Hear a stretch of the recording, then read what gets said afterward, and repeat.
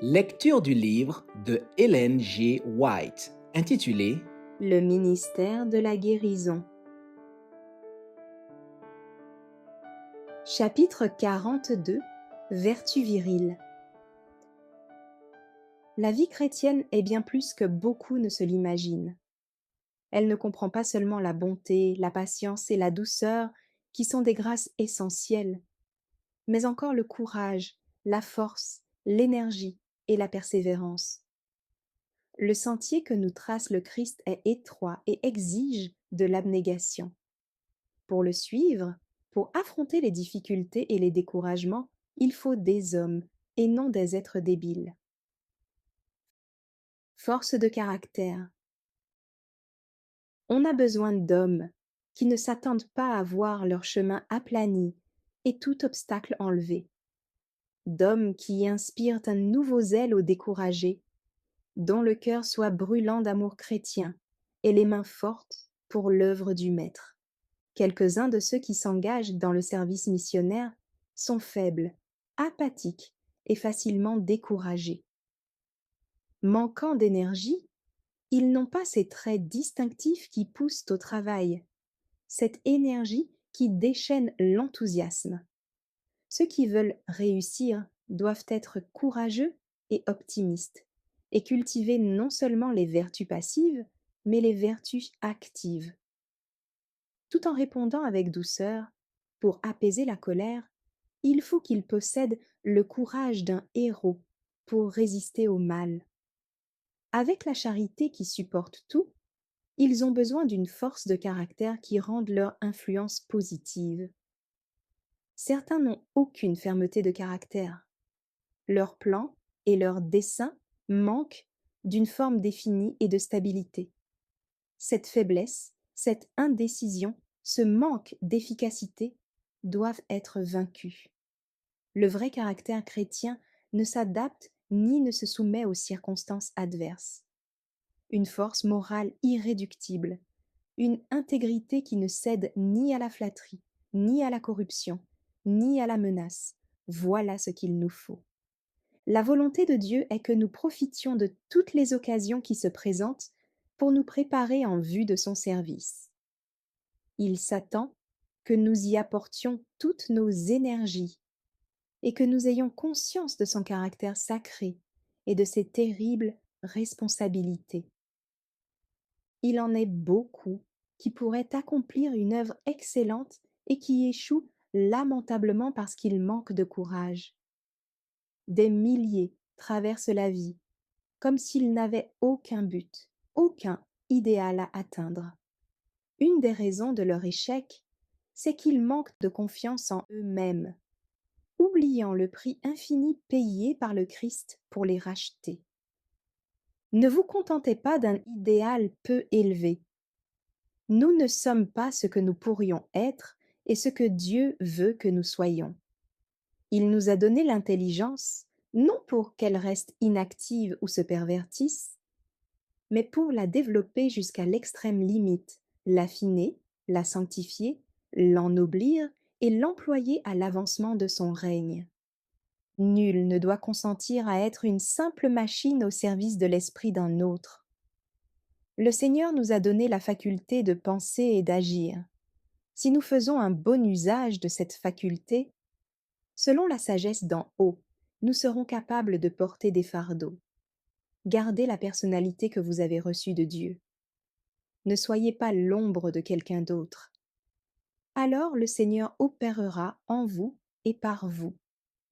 Ne croyez jamais que vous en savez assez et que vous pouvez relâcher vos efforts. Un esprit cultivé donne la mesure de l'homme. Apprenez toute votre vie. Approfondissez chaque jour vos connaissances et mettez-les en pratique. Souvenez-vous qu'en toute occasion vous montrez ce que vous êtes et que vous développez votre caractère. Quoi que vous fassiez, soyez ponctuel, diligent. Surmontez l'inclination à chercher une tâche facile. C'est l'esprit qui nous anime et les principes qui nous dirigent dans notre travail qui façonnent notre vie. Ceux qui ne veulent faire qu'une quantité de besogne déterminée et qui exigent un certain traitement, qui s'attendent à trouver un emploi exactement adapté à leurs aptitudes sans se préoccuper d'acquérir de nouvelles connaissances et de se perfectionner, ceux-là ne sont pas qualifiés pour travailler dans la cause de Dieu. Les hommes qui cherchent à ménager leurs forces physiques, mentales et morales ne sont pas ceux sur lesquels le Seigneur peut faire reposer ses bénédictions. Leur exemple est contagieux. L'intérêt est leur seul mobile. S'ils ont besoin d'être constamment surveillés, et s'ils ne travaillent que lorsque leur tâche leur est nettement spécifiée, comment pourrait-il être dit d'eux que ce sont de bons et fidèles serviteurs? On a besoin d'hommes qui manifestent de l'énergie, de l'intégrité, de la diligence, et qui sont disposés à faire tout ce qui se présente. Beaucoup se rendent inutiles en refusant des responsabilités par crainte d'échecs possibles.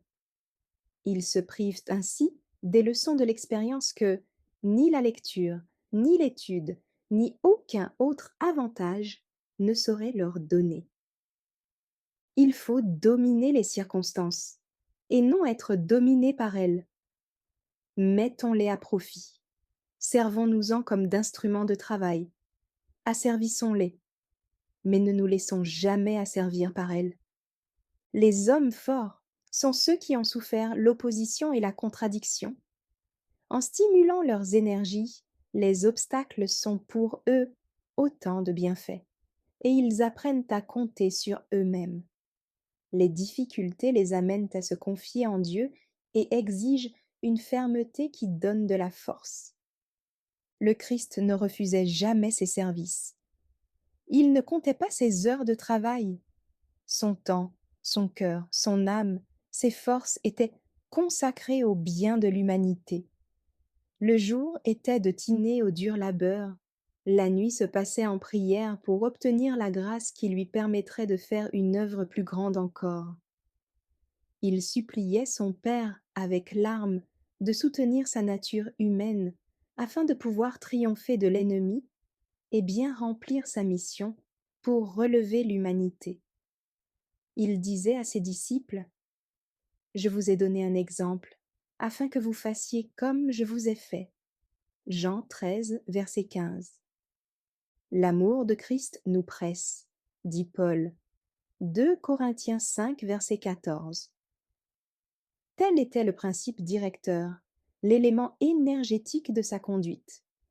Si son ardeur risquait de fléchir en face du devoir, un regard sur la croix lui faisait ceindre à nouveau les reins de son entendement et le poussait à l'abnégation.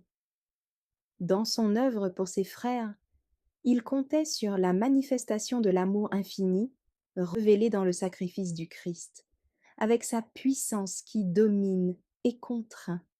Comme elle est ardente et touchante, cette déclaration de l'apôtre: Vous connaissez la grâce de notre Seigneur Jésus-Christ, qui pour vous s'est fait pauvre, de riche qu'il était, afin que par sa pauvreté vous fussiez enrichis. 2 Corinthiens 8, verset 9. On connaît la hauteur dont le Sauveur descendit, et la profondeur de l'humiliation à laquelle il consentit. Il s'engagea dans le chemin du sacrifice, et ne s'en détourna pas jusqu'à ce qu'il eût donné sa vie. Pour lui, il n'y eut point de repos entre le trône du ciel et la croix du calvaire. Son amour pour l'homme lui permit d'accepter toutes les indignités et de supporter toutes les ignominies. Paul nous dit encore que chacun de vous, au lieu de considérer ses propres intérêts, considère aussi ceux des autres. Philippiens 2, verset 4. Il nous recommande également de posséder les sentiments qui étaient en Jésus-Christ, lequel, existant en forme de Dieu, n'a point regardé comme une proie à arracher d'être égal avec Dieu, mais s'est dépouillé lui-même en prenant une forme de serviteur, en devenant semblable aux hommes, et ayant paru comme un simple homme, il s'est humilié lui-même, se rendant obéissant jusqu'à la mort.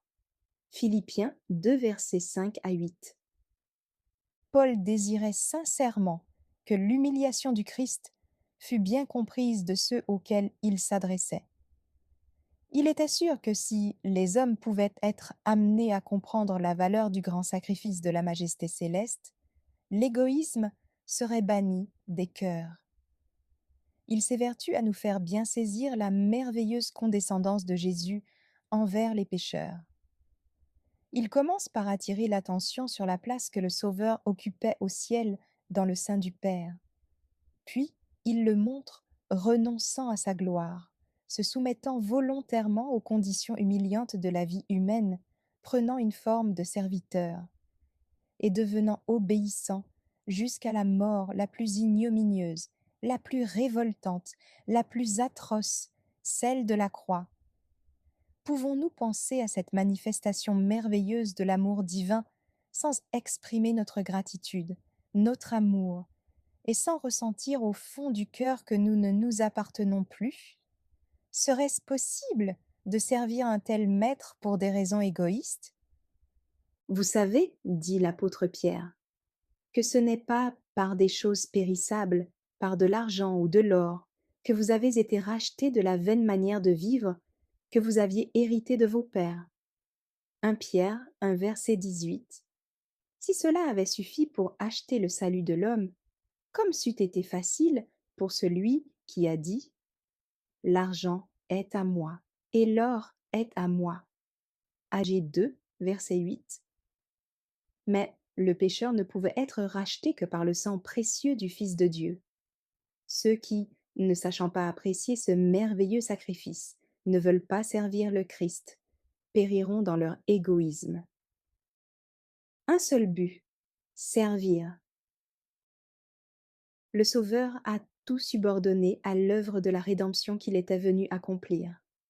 Il faut que ses disciples manifestent le même dévouement, la même abnégation, le même sacrifice, la même soumission aux exigences de la parole de Dieu.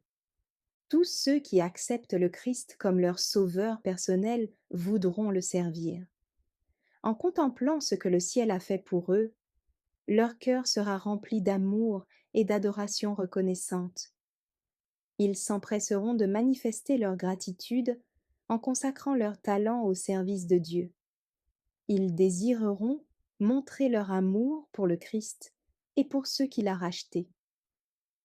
Toute leur vie sera faite de labeur pour lui, de privation et de sacrifice.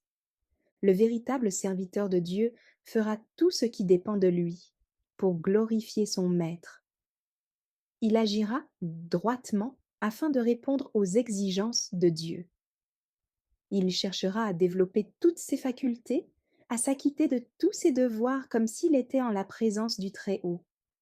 Son seul désir sera que le Christ reçoive un hommage et un service parfait. Vous connaissez ce tableau représentant un bœuf entre une charrue et un autel, avec l'inscription « Prêt pour l'un comme pour l'autre », prêt à tracer le sillon ou à être offert sur l'autel du sacrifice, tel est le véritable enfant de Dieu. Il faut qu'il soit prêt à se rendre là où le devoir l'appelle, à s'oublier soi-même et à se sacrifier pour la cause du Rédempteur. Merci d'avoir écouté cette lecture. Si vous avez des questions ou des remarques sur le thème abordé, n'hésitez pas à les partager dans les commentaires et notre équipe ne manquera pas de les considérer. À bientôt sur lereste.org.